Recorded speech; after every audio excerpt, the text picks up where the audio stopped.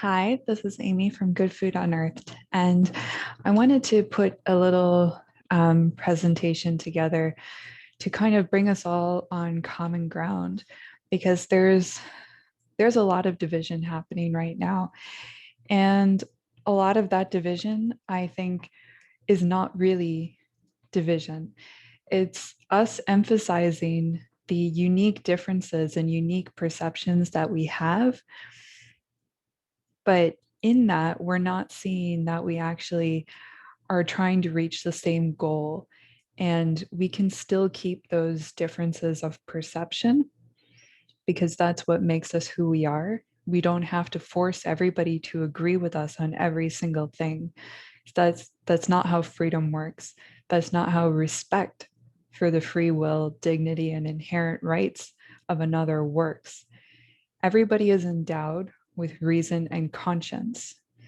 Everybody will have their unique experience in life because they are them and you are you and I am me. And that's why we're all here, because we all play a role. And the reason that we're all here is that we all provide something all on our own. If we were all exactly the same, you wouldn't need all the different people that exist, all the different animals and plants and minerals that exist. Not one is exactly the same.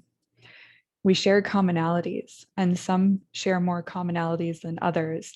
And that's how we get different things like species and so on. So it's interesting. You could do a whole topic on that. But I just want to kind of put this into perspective about what we're spending our time focusing on and how we might be missing the big picture right now, because there are things, yes, that are important to look into and to discover, but if we don't have the foundation for a free, just, and peaceful society, none of those discussions matter because they won't be allowed to take place. So we really need, at least in my opinion, that's something I think we all agree on. So I've got a little presentation here to give some images to what I'm going to say.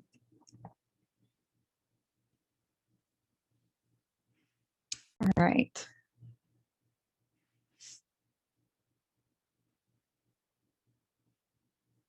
Okay, so pretty much right now, I'm going to go through some different concepts that have come up. And there's a lot of focus on, what's really going on? What's the causative factor? Is there a novel disease? Is there what do we call it? Is it a virus? Is it a bioweapon? Is it environmental contaminants that are all working in conjunction? Is it different things in different places or the same thing all over the place? What's the death rate and all this? And essentially, what it boils down to is, which one of those things will make you agree to violations to your inherent freedom, your inherent dignity, and your inherent fundamental rights. And if you don't know what those are, you can look at my presentations that are up for free online on human rights and understand what they are. Really think about them, and you'll see how they are all interdependent and indivisible. And they're all basically extrapolations from this one statement that we are all born free without distinction. And we are all born equal in dignity. We are all born equal in rights. We are all endowed or born with reason and conscience. That's it. Everything else stems from that. And that's why we should have respect for one another. All right. So at this point, everybody's trying to tell you what to do, what to think, who to follow, what group to go to, what group to not go to. Everybody's trying to vie for everybody to get on board with something that they feel is important. And essentially, what this is all coming down to is you, the individual, not putting any other person in the driver's seat in the decision factor for your life. Recognizing that essentially every choice you make is always your choice. You may have a limited perception of what options are available to you, but it's always your choice. All right. So here's one of the things that keeps popping up. Do viruses exist or don't they? We know that they have not shown any documentation or proof of isolating the so-called SARS-CoV-2 virus. And yes, you can look into this and look into previous infectious diseases, dig in to see if there's any documentation and look to see if any of them meet the criteria that you would define for isolation or purification and so on. But for right now, what does that really matter? If there is proven to be a virus, does that make all of these violations justified? Right? Really, do you need control over your own choices? Does your bodily sovereignty need to be respected or not? Is it abdicated because we've proven that there's a virus? Or if we've proven that it's something else, does that make it okay? And that's really the question that we should be asking right now. And then after that, I personally find it really interesting to dig into what viruses are, whether we're mistaken in calling them such or giving them certain properties.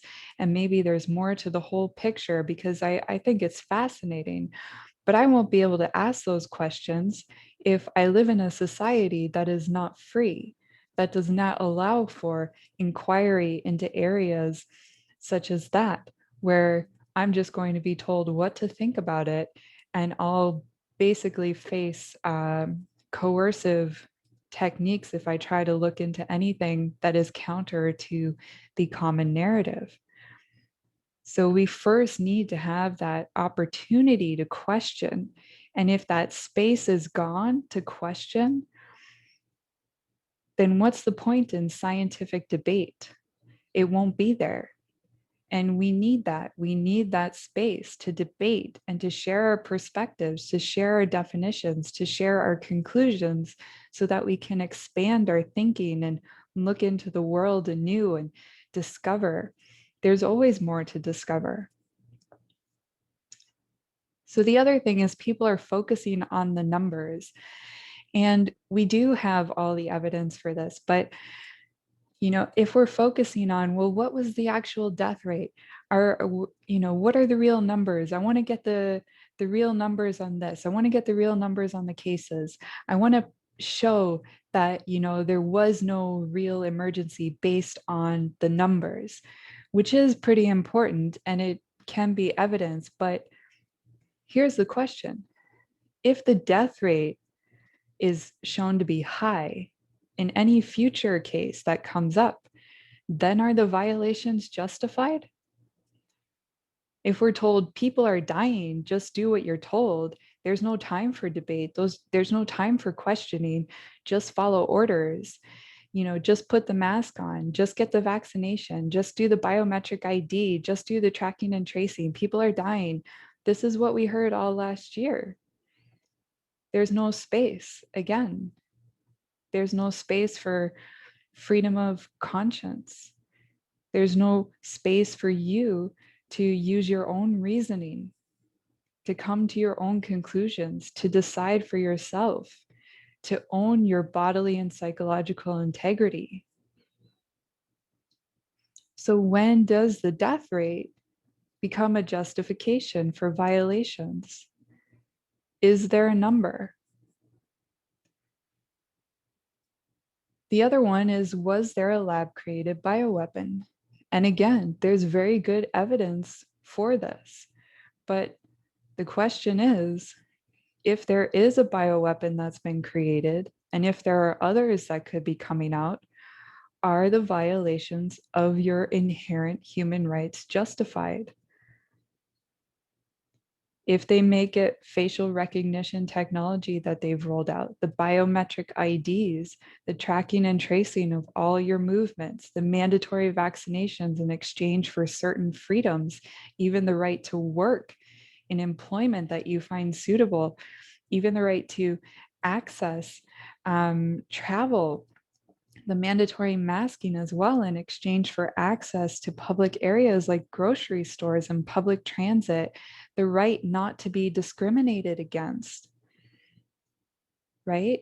So what we're seeing is all of this is happening and it's being justified on things that, cause people fear. Is there going to be death and suffering? Well, then my human rights are not important right now, right? That's what a lot of people are saying. My human rights don't matter. And I don't think they understand what their human rights are, because they're not alienable. They can't be granted. They can't be taken away. It's either you use them or you don't.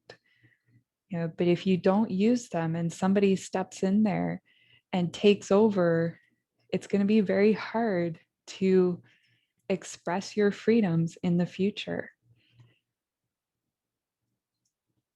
So what if it is environmental contamination? What if we've got some things going on with electromagnetic frequencies? What if we have things like air pollution in certain areas, toxic chemicals in the air? What if that was what was happening in Wuhan and in northern Italy, which we know have horrific air pollution? What if there were other factors involved?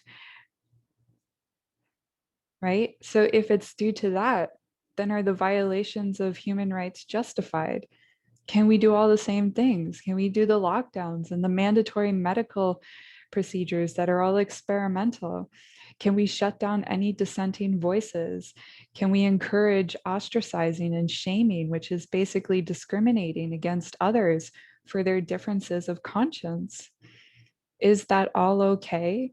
Because we've figured out that there's a threat against the community. And so whoever disagrees, we can just dehumanize them and treat them as, underprivileged, not somebody who is allowed to express their conscience, is allowed to disagree, is allowed to enter the debate about what we could do that is the best for everybody living together. And then we have the thing is it due to natural disasters, where some people are just claiming that it's because of the changes in the environment, and this is Mother Earth's way of getting back at humanity, and we've become so weak because we live indoors, and our immune systems are compromised, and we've been eating fake food, and we've polluted the environment and all these things, and so we were bound to get a disease at some point in time. Well, you could use this argument again and again and again. And does that justify your violations to your human rights? And we've seen in places like with Hurricane Katrina in New Orleans that some people didn't want to leave their home, and they were actually forced out of their homes by armed guards. Now, is that justified? If a person wants to stay, they know the risk, they're taking the risk, and they're going to stay. There's no guarantee that they could be saved if an emergency happens, but it's their choice, and that should be respected. Right? So the same, if it doesn't matter what Mother Nature brings. Are you going to use Mother Nature as an excuse to violate somebody else's rights, to violate the rights of your mom, of your dad, of your grandma, of your child, of your neighbor? Are you going to be the one to go over to your mom who says, no, I don't want to get a vaccine? And are you going to stick that needle in her arm while she's fighting you off because you think it's the best thing to do and it doesn't matter what your mom says? And are you going to do that to your neighbor because you think it's the best thing to do and you're so convinced, and your neighbor just doesn't know any better, so you have every right to invade their body, violate their individual sovereignty, right? And then, of course, we've got the whole climate story going on. And wherever you stand on this, the question again always comes down to, does that justify violating another's rights? You know, what changes can you as an individual, what changes do you have the capacity to make? It's only changes for yourself. If you try to force changes on others, I mean, it's it's a violation of their rights. And essentially, they will either have to choose to go along with you, with your force, or not to. So it's still their choice and it's never yours. So why waste all the effort in forcing people to comply with the way that you see things and how things should be done? Okay. So we're talking about, there's the story as well of the ice melting, and then that could release ancient pathogens to which we have no protection. And again, is that going to be a justification to violate everybody's rights and make them all comply because they just don't know any better and we know what's best for them? And so they should just do what they're told. And if they're not going to do what they're told, then we have every right to force them because it's just for their own good, right? And we know what's for everybody's own good, right? But what's really interesting here is that any individual who is forced physically or coerced into compliance is driven into a state called cognitive dissonance. And this is where they'll act along in compliance with what you want, but that's not what they want inside. And they've just decided to suppress that because they're afraid of the consequences of disagreeing. So in nature, for every force, there is a counterforce. And any attempt at violation of another is always going to be rebuffed. This is just what's going to happen. And now it can be an immediate rebuff where a person says no right away and does not comply, or it can take a prolonged period of time where the person says yes, but inwardly they don't agree because it's not what they want. And what actually happens is that that degrades both parties involved over that long period of time. You know, any collectivist system that forces conformity, and that's what a collectivist system does, it forces the conformity to, really, it's one person's idea, and everybody else decides that, well, we have to conform with this one person's idea, and whoever doesn't conform, there's something wrong with them, so we got to force other people to conform with this one person's idea too. This is inherently degrading and therefore is weak and self-destructive. The person will slowly degrade from the inside out. Each individual who is trying to conform, it's a self-destructive behavior, and it's very much like creating a genetically modified organism for a monoculture crop. It's inherently self-destructive. It can't last, and it may take a little while before it finally all collapses, but it will collapse because that's the direction it's going. If you suffocate individuality and creativity and a person's own ability to be unique and adapt on their own, you weaken the whole.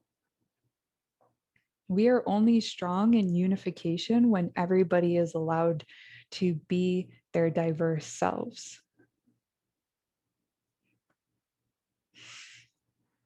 So a lot of people are talking about this democracy, and personally, I'm not a big stickler on definitions, but I'm just going to put these out there to challenge the thinking a little bit. So I know we're calling democracy as being able to hear everybody's voices, but initially democracy was considered majority rule. Okay. And Thomas Jefferson said it's nothing more than mob rule, where 51% of the people may take away the rights of the other 49%. And basically, that is a dictatorship. And like I said, it's everybody thinking that they should all follow the concepts coming from one particular individual and then forcing everybody else to comply as well. And there's no protection for any differences, no protection for any minorities, for any conscientious objection. You'd have, this is like the examples of in science. If you had anybody disagreeing with the paradigm, they could have been burned at the stake or excommunicated or put in prison for the rest of their lives to try to shut them up because they didn't want the mob rule to be challenged because that would threaten a sense of power. There's a lot of fear behind mob rule because it's inherently weak. So this fear creates this desire to constantly force people to comply, to not ask questions, to degrade them so that they can never rise up and become strong on their own and realize that they don't need to be part of a mob, that they're fine just as they are. So we have to look and see what kind of world do we imagine that we're living in? Because we could be, whatever we want to call it. Um, I mean, democratic, we've got majority-based decisions, national sovereignty, and no constraint on the government. And then a republic is defined as basically constitution-based decisions, individual sovereignty, constraints on the government. Okay, and in the US, it's a mixture of both.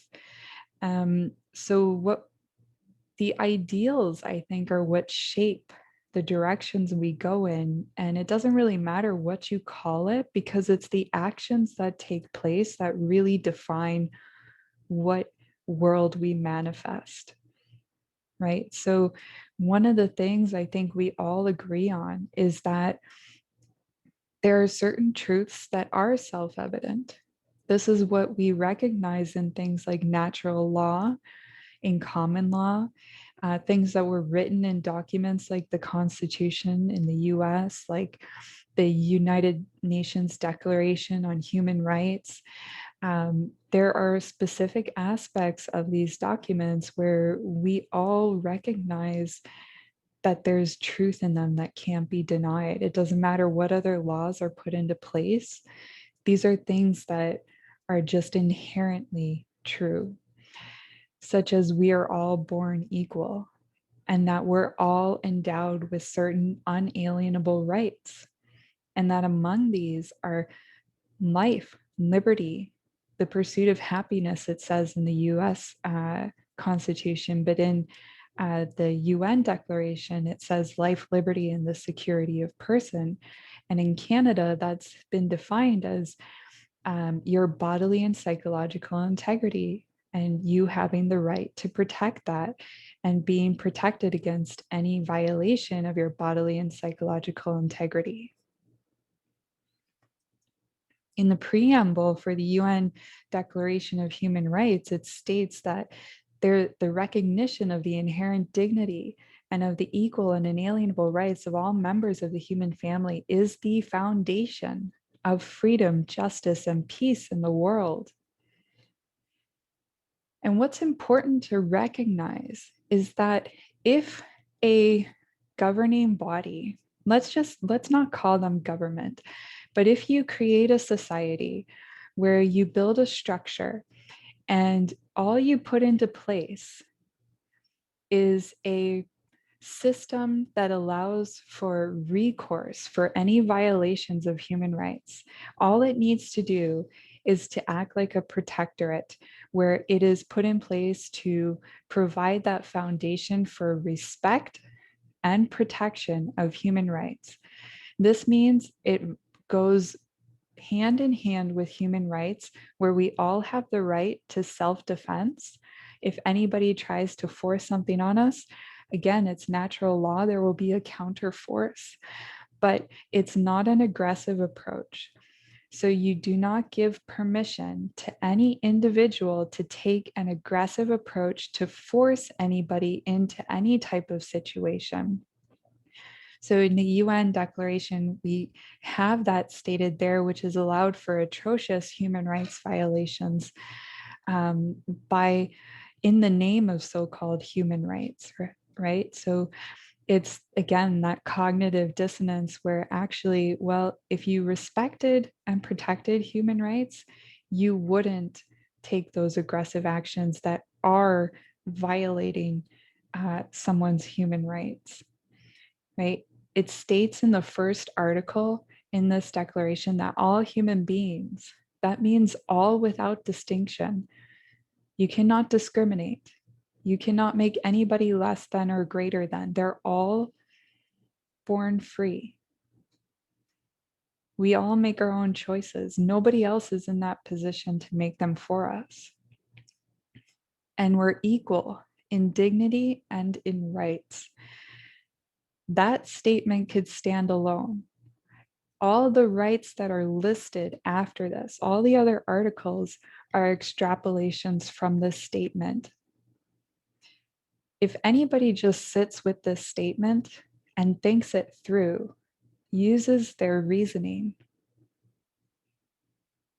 it will be very easy to see how it can stand alone. All the other articles just help to give some clarification. But see, if you go to the one where slavery is prohibited in all of its forms, well, that matches up because we're all born free and equal in dignity and rights. So who can be subordinated? Who can be put below another and made the property of another if they're born free? And who has the right to force anybody into that position? No one. No one has that right. So are we living in freedom? I have some comics here, give a pretty, I'd say, dark humor picture of what we're living in right now, where we have human rights councils from the UN. We also have here in Canada, human rights commissions that are allowing violations and justifying them based on whatever justification they want to give. They're basically saying your inalienable rights are not inalienable. Right. So we have a good compromise between human rights advocates and violators, says the UN Human Rights Council. And over on the other side, we've got the internet working great as long as it censors all the speech that we don't want to hear. And I was listening to Robert F. Kennedy and when he was talking to the World Freedom Alliance, and he was stressing the importance of freedom of speech, freedom of religion, freedom of assembly. You know, all of those freedoms were named and stipulated, not so that we could do them just when everybody agrees that they're the right thing to do, but so that we can do them when people don't like them. When people get offended, when people don't want to see that type of protest, when people don't want to hear that type of speech. You know, it's important to understand that the truth is not fragile and that every human being is capable of discerning for themselves what type of information or data is valid and of any consequence to them in their immediate life. If we want to stand in our individual sovereignty, we have to stop making any other individual our parent and asking them to tell us what to do and tell us what to think and protect us from anything that might, be scary, because we have to understand that we can handle it. We can. So the real question here is not, is there a virus or isn't there a virus? How high is the death count? Is it that high? How high? What are the valid case numbers? Is there a lab created pathogen or not? Was it environmental contamination? Is it due to the climate changing? What the question here is, if any of those statements had an answer that would make you say, yes, you can violate my human rights, then the real question for you is, what price are your inalienable rights? AKA you. What is the price for you? There are people who believe that for every person, they all have a price. They just have to find it. So what they're doing right now is haggling with you over the price. What's your price? How much are you worth? Your free, beautiful soul.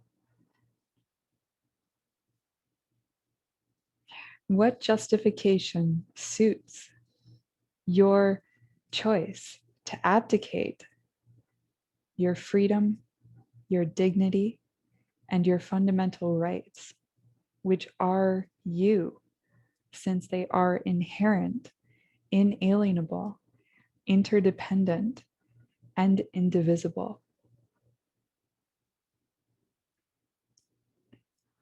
The end cannot justify the means for the simple and obvious reason that the means employed determine the nature of the ends produced.